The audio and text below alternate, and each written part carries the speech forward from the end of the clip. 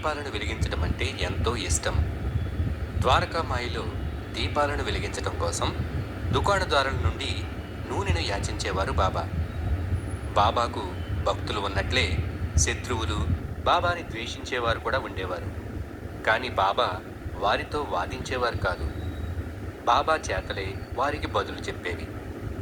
అలాంటి దుస్తుల్లో కొందరు బాబాకు నూనె ఇవ్వద్దని దుకాణదారులపై ఒత్తిడి తెచ్చారు. బాబాపై లేనిపోనివి చెప్పి నూనె ఇవ్వకుండా చేశారు. ఎప్పటిలాగే బాబా నూనె కోసం దుకాణానికి వెళ్ళారు. దుకాణదారుడు పొమ్మన్నాడు. కానీ బాబా, భగవంతుడు నిన్ను చల్లగా చూడుగాక అని దీవించి వెళ్ళిపోయారు. బాబా మసీదుకు వచ్చారు.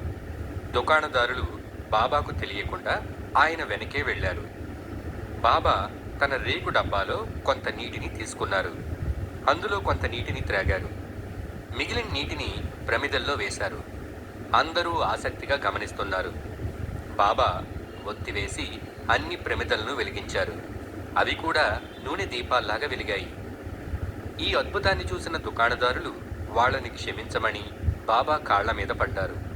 బాబా వారిని పైకి లేవదీసి ప్రేమగా ఇలా అన్నారు, పర్వాలేదు, ఈ దీపాలు మీలోని అజ్ఞానాంధకారాన్ని తొలగించినందుకు నాకు సంతోషంగా ఉంది.